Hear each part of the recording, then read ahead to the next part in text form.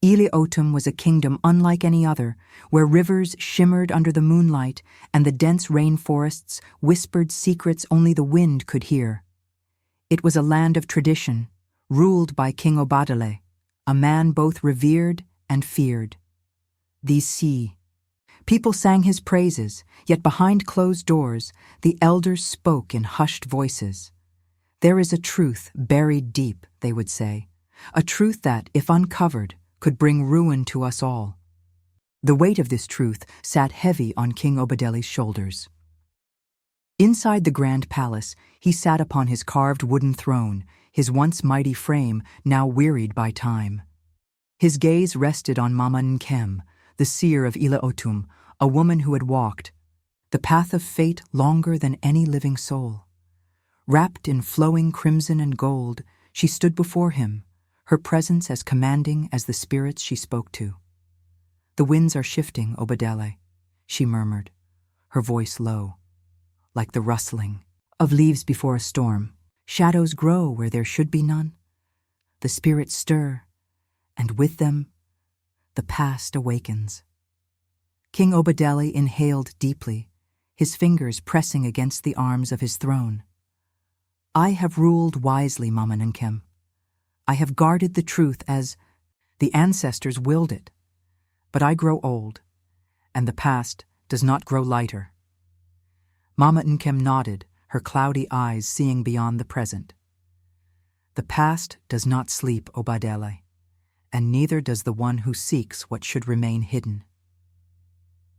Beyond the palace walls, the people of Ile-Otum danced in celebration. The festival of kingship was upon them, a time to honor their ruler. Drums echoed through the grand courtyard, feet pounded against the earth, voices lifted in song.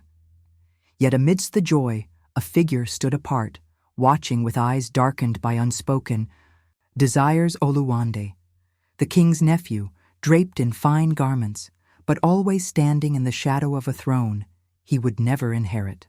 He watched as the people bowed before his uncle, their voices chanting his name, his jaw clenched. "This throne belongs to a dying man," he thought. "I am stronger. I am smarter. Yet they refuse to see me." As the celebration continued, his sharp gaze caught sight of a small group of elders withdrawing to a quiet corner of the courtyard. They spoke in whispers, their words careful, guarded. Oluwande's heart pounded. He took a slow step closer. "There is something they do not want me to know." That night, when the last of the torches flickered low and the voices of celebration faded into silence, Oluwande moved through the shadows. He followed the elders as they slipped through a hidden passage behind the palace, his breath shallow, his steps silent. Pressed against the cold stone, he listened. "The truth remains buried," one of the elders murmured. "If it is revealed, it will bring ruin upon us all." "The boy suspects," another said, his voice tight with worry. "He watches too closely. If he learns of the prophecy, the Mami kingdom will fall into the hands of the unworthy," the eldest among them whispered. Oluwande's blood turned to ice. A prophecy. A hidden truth. His hands clenched into fists. He had always known there was something they were keeping from him, something powerful enough to change his fate. Elsewhere, in a dimly lit chamber, Mama Nkem sat before a small, flickering flame. The scent of burning herbs filled the air as her hands moved over the carved bones she cast upon the woven mat. The flames trembled, her lips parted, and a whisper, carried by the spirits themselves, escaped her lips. "Beware, young one, of what you seek, for there are doors once opened that can never be closed." The night deepened. The shadows stretched long, and somewhere, far beyond the trees, the sound of distant drums still echoed, slow, steady, like the heartbeat of something waiting to awaken. The fire inside Oluwande burned hotter with each passing day, though the drums of Ile-Otum still beat. In honor of King Obadele, he heard only the whispers of the elders, the ones they thought he did not hear. They had stolen his future, locked him out of a destiny that should have been his. Each night, he lay awake, staring at the high ceiling of his chamber, his fists clenched. The dreams came often. In them, he saw himself upon the throne, bathed. In golden light, the people bowing before him. But always, there was a shadow. It loomed behind him, faceless yet powerful, whispering words he could not hear. And then, the light would fade, the throne would disappear, and he would wake in the Ya. Darkness, breathless. He had heard the warning of Mama Nkem, but it only stoked his anger. The river does not reveal its depth to the impatient fisherman. What did that even mean? Was he to wait until old age took him, while the kingdom rotted under the rule of a man too weak to hold it? No, he would not wait. He would find the truth himself. That night, he sought out Mama Nkem. He found her in the village outskirts, seated by the great baobab tree, her hands tracing patterns in the dirt, as though reading. The whispers of the earth itself. The firelight flickered against her wrinkled face, her eyes calm as still water. "I know the elders hide something from me," he said, stepping forward. "I demand to know what it is." Mama Nkem did not look up. A man who demands truth before its time is like a hunter who chases the wind. He will always return empty-handed. Oluwande's jaw clenched. "You think me a fool?" "I think you a man who listens only to the sound of his own footsteps," she murmured. "And so you do not hear the earth cracking beneath them." His patience was wearing thin. "Enough riddles. Tell me what I seek." She sighed, her fingers drawing a slow circle in the dust. "Oluwande, you ask for knowledge, but knowledge is not given. It is earned, and some knowledge carries a weight heavier than a man can bear." He took a step closer, lowering his voice. "If you will not tell me, I will find someone who will." At this, Mama Nkem finally looked at him. The firelight reflected in her eyes, and for a brief moment, they seemed to glow. "Beware the path of men who believe themselves greater than fate, Oluwande. They walk toward power, but find only ruin." But he had already turned away. He would not be kept in the dark any longer. The stories of the Forbidden Cave had always been told in whispers, legends meant to scare children and warn the foolish. It was said that the cave, hidden deep within, the jungle, held a secret so great that only those chosen by the spirits could enter and return unscathed. But what if the stories were not just stories? What if they were warnings? Oluwande had heard enough. He knew what he had to do. If the elders would not tell him the truth, he would take it for himself. He needed a guide. And so, he sought out Kemi, the weaver's daughter. She was different. From the others, quiet, observant, untouched by the thirst for power that burned in the hearts of men. But she knew the jungle. When he approached her in the village square, she hesitated. "The Forbidden Cave?" she whispered. "No one goes." "There, Oluwande, it is cursed." "Curses are for those who believe in them," he said smoothly. "You know the jungle better than anyone. If anyone can lead me there, it is you." Kemi bit her lip. "Why do you seek such a place?" "To find the truth." Something in his voice unsettled her. But against her better judgment, she agreed. And so they set off. The jungle thickened around them as they moved deeper into the trees. The air grew heavy, the silence broken only by the rustling of unseen creatures. Kemi glanced at Oluwande, but he walked with determination, his eyes fixed ahead. As they neared the cave's entrance, the wind howled through the trees, a deep, eerie sound like a voice carried on the air. Kemi shivered. The ancestors do not welcome us here, but Oluwande pressed forward. The entrance loomed before them, its stone walls carved with figures from another time. Faces, frozen in expressions of warning, seemed to watch them. Kemi hesitated. "We should not—" But Oluwande stepped forward. A low hum filled the air. The spirits had awakened. Inside, the air was thick with dust, the scent of age and memory clinging to the walls. At the heart of the cave stood an altar, and upon it a massive stone tablet. Its surface was rough, but as Oluwande's fingers traced the ancient carvings, the words seemed to pulse beneath his touch. He began to read. The land of Ile-Otum was built on a lie. The true ruler was cast into the shadows, and his bloodline waits to reclaim what was stolen. The words stole the breath from his lungs. Kemi's hand flew to her mouth. No! Oluwande staggered back, his mind spinning. This could not be. This must not be. His royal blood was not royal at all. The weight of the revelation crashed over him. His whole life, his whole existence had been built upon a falsehood. His hands trembled. Then, slowly, he turned to Kemi. She too was shaking, though not from fear. Something deeper. Something she did not yet understand. Oluwande stared at her. Could it be? The realization settled like a stone in his gut. It was not him. It was her. She was the one. A dark thought slithered into his mind. If the truth was inconvenient, perhaps it could be rewritten. The people of Ile-Otum gathered in the great courtyard, summoned by the urgent beat of the war drums. Their voices rose in murmurs, confusion thick in the air. They had been called to witness something great, yet fear gnawed at their hearts. At the center stood Oluwande, his broad frame lit by the flickering flames of the torches, his eyes burning with a fire of his own. "My people," he called, his voice echoing against the palace walls. "For years we have been ruled by deception.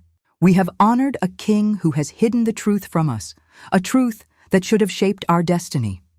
A ripple of whispers spread through the crowd. Some frowned in doubt, others leaned in, hungry for his words. "The bloodline of the throne is not as we have been told," Oluwande continued, lifting his arms. "King Obadele has led us astray, keeping secrets meant for the people. But no, more. The ancestors have spoken through the ancient stones, and I am the rightful ruler of Ile-Otum." A gasp swept through the people. Some faces darkened in doubt, others in realization. One man stepped forward. "You dare accuse the king?" Oluwande's lips curled into a smile. "Dare! I prove it." The prophecy was carved in the stone of the forbidden cave, sealed by the spirits themselves. The throne does not belong to Obadele. It does not belong to Kemi. It belongs to me. His words slithered into the minds of the people like a snake, creeping into a sleeping village. Some, already uneasy with the king's age and weakness, nodded, while others exchanged wary glances. But then an elder, voice strong despite his years, stepped forward. "Lies spread like fire in dry grass, Oluwande. The throne is not yours to claim." Oluwande's smile hardened. "Then let the people decide." And so, the kingdom divided. Brothers turned against brothers, families split in their beliefs. Some saw a future where Oluwande, young and strong, would bring change. Others, loyal to Obadele, saw only betrayal. The unity that had held Ile-Otum together for generations cracked, the fracture widening like a river carving through stone. Whispers of war filled the streets, creeping through the night like restless spirits. And then, under the cover of darkness, the first spark was lit. Torches were raised, shadows flickering against the palace walls. The gates groaned as they were forced open, the wooden doors splintering under the weight of rebellion. Oluwande's followers stormed the palace, their voices raised in battle cries. Guards fell, taken by surprise. The grand halls, once a place of wisdom and tradition, echoed with the clash of metal, the screams of betrayal. King Obadele, led by the elders, fled into hiding. The throne he had protected for years now a battlefield of greed. The royal banners were torn from the walls, trampled beneath the feet of those who had once sworn loyalty. And at the palace steps, standing where his uncle once ruled, Oluwande lifted his head. The crown lay before him, a stolen prize, a destiny, rewritten. But in the quiet corners of the city, another battle was being fought. Kemi, heart pounding, sought the only person who could make sense of it all. She found Mama Nkem at the edge of the village, staring into the fire, her face lined with something beyond age, something deeper, older. "Tell me what I must do," Kemi whispered. "Oluwande has taken the palace. The people are lost. She hesitated. "I do not know if I am meant for this." Mama Nkem turned her gaze upon her. "Truth is like the rising sun, child. It cannot be hidden forever." Kemi's breath caught. "Then how do I fight it?" The old seer placed a hand upon her chest. "A tree does not ask the wind how to stand. It simply does." Kemi swallowed, her heart heavy with the weight of fate. The spirits were watching. The time of reckoning had come. Inside the palace, Oluwande sat upon the throne, the weight of stolen power settling upon his shoulders. The elders stood before him, their faces lined with sorrow. "The throne does not recognize a thief," one murmured. Oluwande's grip tightened on the armrests. "The throne belongs to those strong enough to take it." And then the wind howled. The torches lining the hall flickered, then were snuffed out as though unseen hands had stolen their flames. A hush fell over the kingdom, thick and suffocating, and then the spirit spoke. The very air trembled as mist rose from the ground, weaving itself into towering figures, faceless, shifting forms of the ancestors long past. Their voices were not loud, yet they echoed through every heart, every soul. Truth defiled, destiny denied. Oluwande's breath came quick. He tried to rise, but his body would not obey. The storm began to gather outside, dark clouds swirling, the heavens mourning the desecration of fate. The people of Ile-Otum, those who had cheered for Oluwande, now cowered as the spirits advanced, and then came the sacred river. Its waters, once calm and life-giving, surged forward, rising higher than ever before. Oluwande stumbled, his once proud steps faltering as the water pulled at his feet. The throne he had stolen was no shield against the judgment of the ancestors. "No," he gasped, struggling against the force of the tide. "No, I was meant to—" The river roared, swallowing his cries. The spirits did not speak again. They did not need to. The kingdom watched in silence as the water receded, leaving no trace of the man who had tried to rewrite destiny. The storm passed, and in its wake, only truth remained. The sacred river had returned to calm, its once raging waters, now silent. But the silence was not empty. It whispered a name, carried by the wind, a name that had been spoken with ambition and ended in ruin. The people of Ile-Otum stood motionless, eyes fixed on the waters that had swallowed Oluwande whole. A prince had fallen, not by sword, not by battle, but by the weight of his own deceit. The palace, once a battlefield of betrayal, now stood eerily quiet. The banners that had been torn in the night's chaos hung limp in the morning air. The throne, the object of so much greed, stood empty, waiting. The people gathered, not in celebration, but in mourning. Some whispered prayers, others merely watched, their eyes clouded with sorrow. The weight of all that had happened pressed upon the kingdom like the first heavy rains of the season, cleansing yet overwhelming. The elders of Ile-Otum, once divided, by fear now stood together under the great baobab tree. They had seen too much. Their silence had cost them greatly. Now there could be no more silence. "The prophecy was clear," one of the elders murmured, his voice old and cracked like the land after a long drought. "It was buried for a reason," another replied, shaking his head. "We feared what would come of it, and yet fate has moved without our will." "There is only one path forward," the eldest among them said, his cane digging into the earth.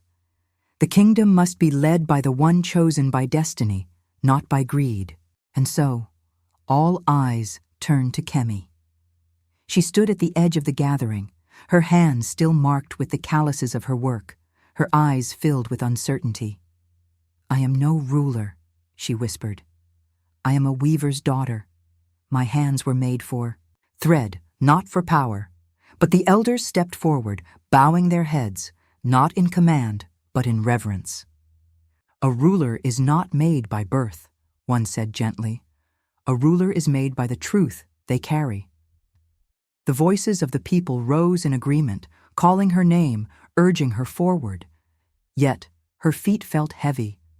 How could she lead a kingdom when she had never dreamed of such a fate? But then, from the shadows of the trees, a voice spoke. "The tree does not ask the wind how to stand," Mama Nkem said, her eyes locking onto Kemi's. "It simply does." And so Kemi stepped forward. The sacred drumbeats began, deep and steady, echoing across the land, announcing the dawn of a new reign. The people gathered in the courtyard where once they had been divided by lies.